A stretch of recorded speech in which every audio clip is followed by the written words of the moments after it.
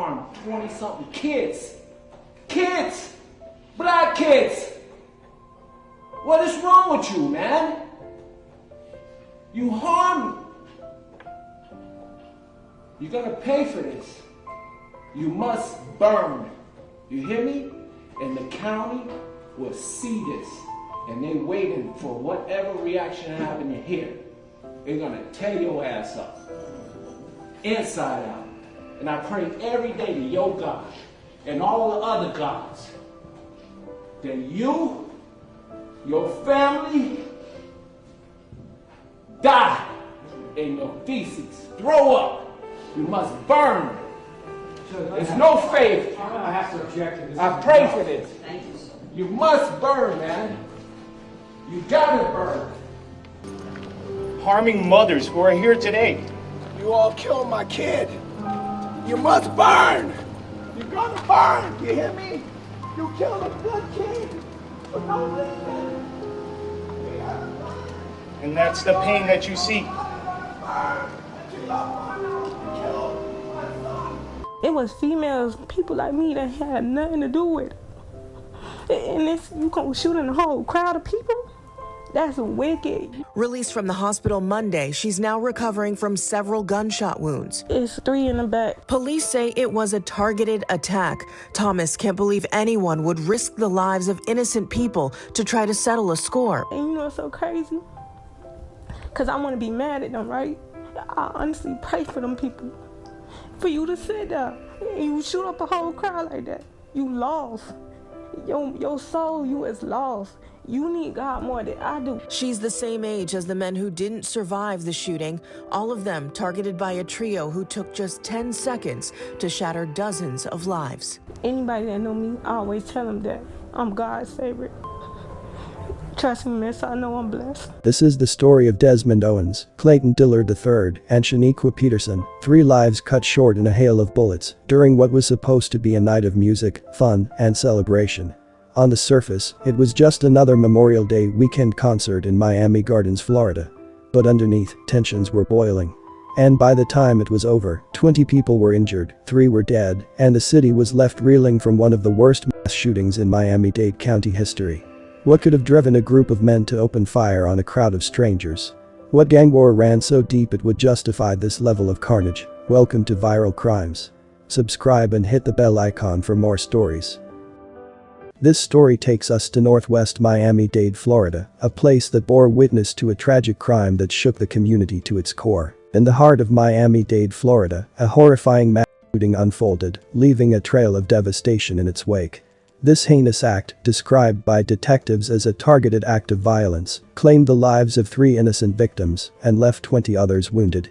Miami-Dade Police Director Freddie Ramirez condemned it as a despicable act of gun violence and a cowardly act. The incident unfolded after a birthday celebration for local rapper ABMG Spitta, also known as Courtney Paul Wilson. As the night wore on, the music stopped and patrons gathered outside the El Banquet Hall. It was at this moment that 3 individuals emerged from a white Nissan Pathfinder SUV, armed with assault rifles and handguns, and indiscriminately opened fire into the crowd. In a disturbing turn, return fire came from some patrons, leading to the discovery of around 100 shell casings at the scene. However, the identity of those who fired back remains unknown. The victims, some of whom were taken to hospitals in their vehicles, were rushed to medical facilities in Miami-Dade and Broward counties. The El Banquet Hall, initially hosting a concert, turned into a scene of chaos and tragedy. Paramedics and personal vehicles transported the injured, and the toll on the victims and their families was immeasurable. Tragedy continued to cast its shadow over the Miami-Dade shooting as a 32-year-old woman, Shaniqua Peterson, succumbed to her injuries days after the horrifying incident. Shaniqua's passing marked the 3rd fatality stemming from the senseless act of violence that unfolded outside the banquet hall. Shaniqua Peterson's journey took a grievous turn when she was shot in the head during the mass shooting. She had fought a valiant battle, spending agonizing days in a coma in the ICU, with a bullet still lodged in her brain. The news of her passing was confirmed by her devastated aunt and later by the Miami-Dade police. Desmond Owens, a 26-year-old father of 2, was also one of the victims killed in the early morning hours of that fateful Sunday. At least 4 gunmen had unleashed a barrage of bullets into the crowd outside the banquet hall, leaving a trail of devastation in their wake. Surveillance footage captured the chilling sequence of events, showing 3 assailants getting out of a white Nissan Pathfinder, while another fired from a different angle. As the community grappled with this heart-wrenching loss, Sh0t's memory endured as that of a dedicated mother, lovingly raising her 12-year-old son. Her life was tragically cut short, adding to the grief that already weighed heavily upon the families of Desmond Owens and Clayton Dillard, both 26, who lost their lives in the same violent incident. Over 20 others were left wounded, their lives forever altered by the events of that ill-fated night. As the investigation unfolded, Miami-Dade police investigated deeper into the tragedy, exploring the possibility of a second car's involvement in the shooting. Surveillance footage and witness interviews fueled their efforts. The footage revealed flashes near a car as 3 individuals, believed to be the perpetrators, hastily retreated in a white SUV. In a cruel twist, it was determined that the gunfire had not been directed at these masked men, but at the innocent crowd outside the building. The investigation was shrouded in uncertainty regarding the involvement of one or multiple individuals from the second car, and it would take time to determine if any of the rounds from that vehicle had struck the victims outside the banquet hall. In the aftermath of the harrowing mass shooting in northwest Miami-Dade, the survivors' voices resonate with a mix of pain, disbelief, and resilience. Among them, Kadedra Thomas, 26, shares her chilling experience of that fateful night. Waiting outside a banquet hall to attend a concert, she found herself thrust into a nightmare as bullets tore through the crowd. Kadedra Thomas vividly recalls the moment when chaos erupted, likening it to a surreal movie scene. She recounts the heart-wrenching sight of innocent people, including women like herself, falling victim to the hail of bullets. Her voice trembles as she questions how anyone could unleash such violence upon a crowd without a shred of regard for human life. Like I was in a movie and see them people dropping like that. It was females, people like me that had nothing to do with it. And if you gonna shoot in a whole crowd of people, that's wicked. Surveillance footage and cell phone videos posted on social media captured the frantic scramble for safety as 3 armed men unleashed terror upon the crowd. The haunting images depict the wounded awaiting help and others grappling with the aftermath of the carnage. Clayton Dillard, Desmond Owens, and Sh0t Peterson tragically succumbed to their injuries, leaving grieving families behind. The wounded, aged between 17 and 32 years old, bear both physical and emotional scars from that fateful night. Kadedra Thomas herself was struck 3 times in the back, but managed to maintain composure while waiting for first responders. She reflects on her ordeal with a mix of gratitude and bewilderment, thanking a higher power for her survival. I just kept praying and I just kept thinking about my family. Anybody that know me, I always tell them that I'm God's favorite. Trust me, miss, I know I'm blessed. Despite the trauma, Thomas extends compassion even to the attackers, grappling with a profound question of how they could be willing to sacrifice innocent lives for their vendettas. Police intensified their efforts to bring the culprits to justice. Surveillance footage emerged, offering a chilling glimpse into the moments leading up to the shooting. A white Nissan Pathfinder pulled up, and 3 heavily armed individuals disembarked. Moments later, they hurriedly retreated to the vehicle, which sped away from the scene. This was the pivotal moment when a hail of over 100 gunshots erupted, leaving the crowd in chaos and despair. The investigation uncovered a possible motive, suggesting that the incident stemmed from an ongoing rivalry between 2 different groups. While the intended target was likely in front of the establishment, the indiscriminate gunfire wreaked havoc on innocent bystanders. In the wake of this tragedy, the community rallied together, providing valuable information to aid law enforcement in their pursuit of justice. A substantial reward of up to $130,000 was offered for any information leading to the arrest of the perpetrators, a testament to the community's determination to hold those responsible accountable for their actions. In the ongoing trial related to the devastating 2021 Memorial Day weekend shooting at the El Mula Banquet Hall in Miami-Dade County, the prosecution presented its case against 24-year-old Devontae Barnes. Barnes is accused of playing a crucial role in the related ambush that resulted in the death of 3 victims and injuries to 20 others. The trial's first day saw emotional testimonies from survivors who recounted the horrific events of that night. The shooting, lasting about 10 seconds, targeted attendees at a rap party, claiming the lives of Sh0t Peterson, Desmond Owens, and Clayton Dillard. Barnes, though not directly accused of firing shots, faces charges related to his alleged role as the eyes of the operation or the lookout. According to Assistant State Attorney Kaiasia Stenson, Barnes arrived early at the scene to assess the situation, checking for the presence of the target, a local rapper. He would then reportedly relay information to the waiting gunman. In her opening statement, Stenson emphasized that the perpetrators had a plan and a target and executed it with precision. The trial aims to establish Barnes' level of involvement in coordinating the attack. You were arrested for 3 counts of first-degree murder and 20 counts of attempted first-degree murder. Defense attorney Robert Baer countered by urging the jury to consider the importance of preserving individuals' freedom, cautioning against judgments based on associations. Baer hinted at potential issues with the evidence, claiming that Barnes' 8-hour interrogation had compromised the evidence, as he allegedly said what investigators wanted to hear. I was supposed to go peep the scene and leave.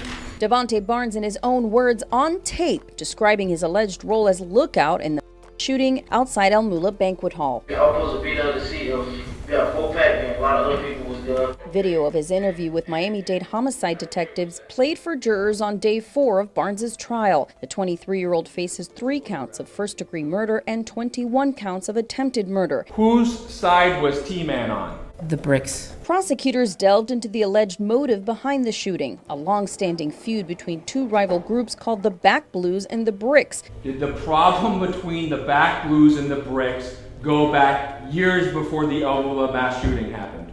Yes. Barnes also identified other people he claims were involved in the crime. Dula would be Warneric Buckner. Warneric Buckner was at one point the second man arrested for this crime, but his charges were later dropped because he was questioned without his requested lawyer.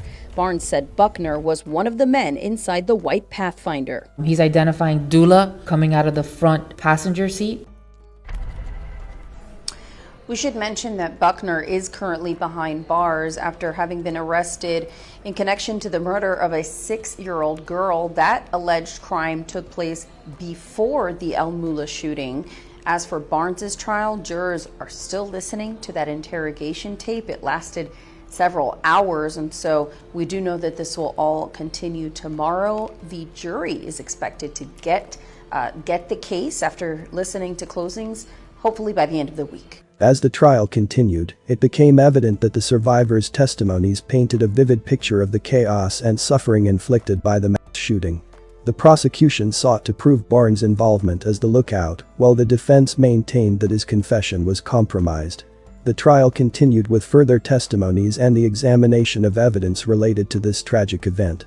After 2 weeks of trial and 20 witnesses, jurors found Devontae Barnes guilty of 3 counts of second-degree murder and 20 counts of second-degree attempted murder. Additionally, Barnes was found not guilty of conspiracy to commit first-degree murder with a deadly weapon. He is facing the death penalty or life in prison. Devastated family members of the victims spoke out before sentencing. It doesn't take 9 guns to go kill one person. That's overkill. My child didn't deserve that. She was a mother, she was a sister, she was a daughter, she was a niece, and she loved life. She had 2 businesses, a brand new car that she had for 2 weeks, a brand new life that she just started with her first job that she wanted for the rest of her life. She was set at 32 years old. Set. She didn't bother nobody.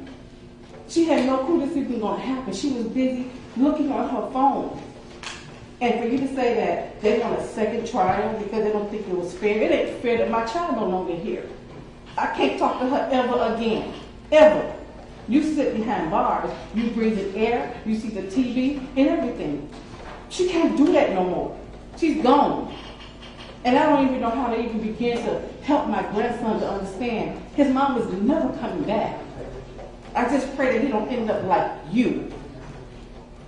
Because today, that's all you see in the news. That's all you see is kids killing people. Innocent people getting shot and killed for what? No, you didn't shoot. You didn't get out of the car, you didn't do any of that, but you didn't stop it either. And you knew it was going to happen. So today, I ask for the maximum, because I can't see my child no more. You didn't see yours either. Thank you.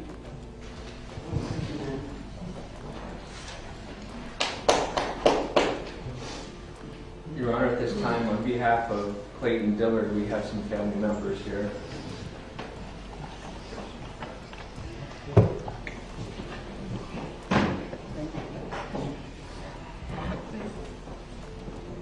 my people, which are called by my name, shall humble themselves and pray, and seek my face, and turn from their wicked ways, then I will hear from heaven, will remove their sin, and heal their land. Thank you. I wanted you to get the death penalty, but I thought about it. You know, you need to sit and suffer, just like we had to every day. You need to sit and pray on your knees like we had to do every day. You don't need the death penalty. You need to be here so you can face it every day.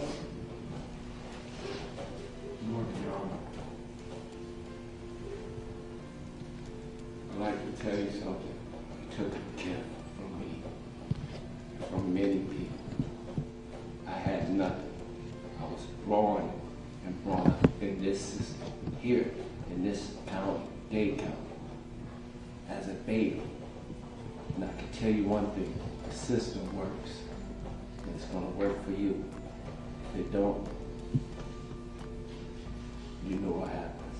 But I'm gonna tell you this, my baby, my son, who raised to love, give, protect, don't follow, lead,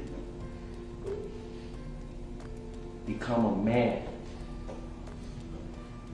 figure out his purpose. No one ever told me my purpose, but I realized once I got these gifts of change, as being an orphan, 38 foster homes, you took something that kept me silent. Silent. 600 people you hurt from only mine. They're in jail, walking the street. You took their nephew, you took my grandson, father away from him. You hear me? My grandson. I had nothing. No mama, nothing. An orphan. Born in this world, in this county, man. You must pay. And you're gonna see what the house is made of. Because this county, Miami Gardens, Opelika, is watching to see what happens today from just one person that made one call. You made that one call. You could have made a call and said, help these people. I didn't know this was going to happen. If you so-called didn't know what was going on, you called them and laughed, man, I got it all. All the way. You could have just called back. 911. That's all. You called them 911, man. You didn't even have to go there. Just turn around. My son would have been here. And your life wouldn't have been passing by me. Now you got to see me for the rest of you. It's not going to, I pray that you feel what my son, it's not about me. It's about my son, this young woman you took, and Desmond, Owen, Clayton Dillard, and this young woman you harmed 20-something kids. Kids! Black kids! What is wrong with you, man? You harmed. You're gonna pay for this. You must burn. You hear me? And the county will see this. And they waiting for whatever reaction happened here. They trying to follow the law of the land. You hear me? We trying to be obedient. But it can't work all the time. It worked today though. It worked today. I get to see someone that killed my son. You killed them. You killed them all and hurt all of them. You, a domino. You, the mastermind of all. You called. If you wouldn't have called, it wouldn't have happened. This ain't no joke, man. This ain't no... You're gonna burn. And I thank God that the system worked for me. You hear me? I thank God the system works, dog. So if I know it worked for me, and I'm legal, they're gonna tear your ass up, inside out. And I pray every day to your God and all the other gods that you, your family, die in your feces, throw up. You must burn. There's no faith. I'm gonna have to object to this. I pray for this. Thank you, sir. You must burn, man. You gotta burn. I believe we do have a member present.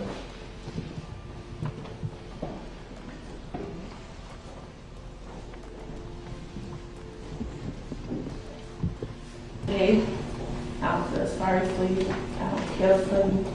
I got a 5-year-old and I got a 3-year-old that we 4 on Thanksgiving. He wake up every other day. She wake up every other day asking why the bad guys killed my dad. Why I can't see my dad. My son ain't even get the experience she got. A 5-year-old tell a 3-year-old about their daddy. That ain't what she's supposed to do. My baby gets up every other day. She had graduation. She cried when they said, invite your family to your graduation. She think a family is a mama, a daddy, a sister, and a brother. But guess what? Her daddy wasn't there. I had to be there with my baby. His friends had to be there with my baby. She had to suffer. She cried.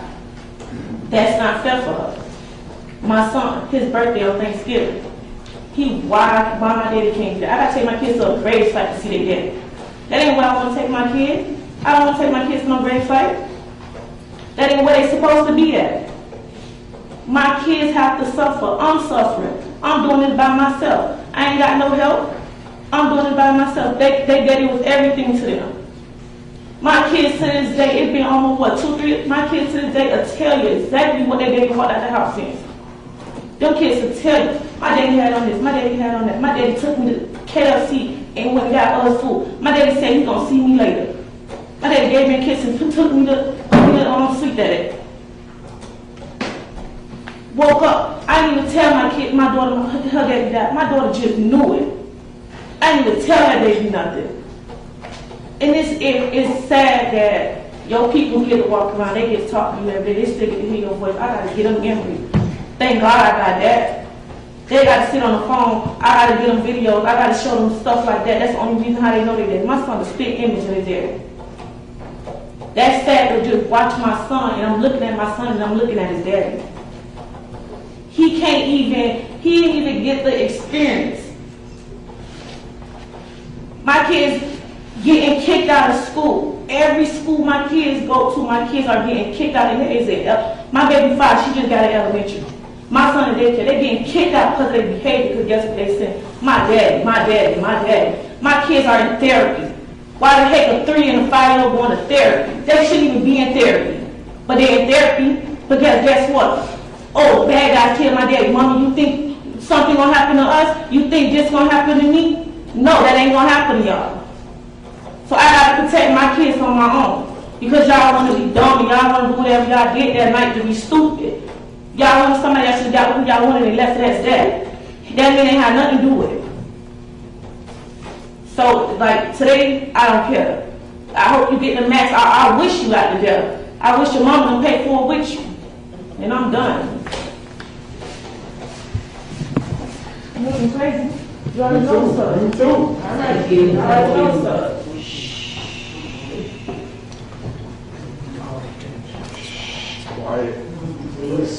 Your Honor, at this time, I think that we've covered each of the individuals that we lost that day, and I know a representative from each family was allowed to speak regarding their pain and their loss.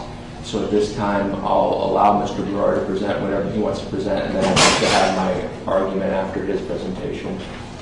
And I need to remind everyone, this is, for all of you, probably the most difficult day that you're going to have in your life. And it is for this court as well. So please, if you feel that the emotions are getting to you, I need you to please step outside. We have to have peace in this courtroom. Okay, thank you. Mr. Thank you, Judge. I need you to speak up, please, if you would. Good evening. So yes, I just wanted to just send my apologies to the families, mothers and fathers. It's basically, I'm truly sorry for what happened to y'all kids, y'all family members. That's pretty much All right, very well. That's it, Judge. Anything else? No. The judge sentenced Devontae Barnes to life in prison. We just heard the sentence moments ago. Devontae Barnes was sentenced to life in prison. Barnes was convicted on 23 out of 24 charges, including second-degree murder and attempted second-degree murder. And we also heard from Barnes himself before he was sentenced. After the victim impact statements, he basically directed himself at the family and said he was sorry what happened to their kids and family members. Again, sentenced to life in prison. Authorities later arrested 4 more individuals connected to the shooting. Well, 3 of the 4 suspects charged in connection with the deadly shooting at a Mula banquet hall back in 2021 were in court today. Charging with 3 counts of capital first-degree murder. 3 of the suspected gunmen in the 2021 mass shooting at El Mula Banquet Hall appearing before a judge Friday. Jakari Green, Alan Gregory Chambers Jr., and Eugene Holmes, who yawned as the judge outlined the charges. There was a mass shooting at an El Mula Banquet Hall, and it looks like Mr. Holmes was the driver of one of the vehicles. A 4th suspect, Willie Hill, is also charged, already in federal custody on unrelated gun charges. During May of 2021, rival Opelika area gangs were engaged in a series of retaliatory shootings. That's what investigators say prompted several cars full of gunmen to arrive at the banquet hall. The warrant identifies 4 vehicles used in the attack and says Holmes was the driver of the white Pathfinder captured on surveillance video. The surveillance cameras on all these different businesses in that strip mall captured other shooters exiting a black Nissan Altima and a black Cadillac. It says Green was behind the wheel of the black Cadillac, and Hill and Chambers were also in that car. Forensic analysis revealed that the casings were shot from 9 different firearms. According to the warrant, of the 9 guns, 8 were from those involved in the attack and 1 from a bystander who returned fire. It is ongoing. These cases are always an investigation that's uncovering all the time. Amy Viteri, NBC6 News. Well, along with the 3 counts of first-degree murder, each of the suspects is charged with 20 counts of attempted first-degree murder and conspiracy to commit first-degree murder. A judge ordered them held without bond. They're due back in court again next week. May justice be served, and may the families of Desmond, Clayton, and Shaniqua find peace. Thanks for watching. I'll see you in the next video.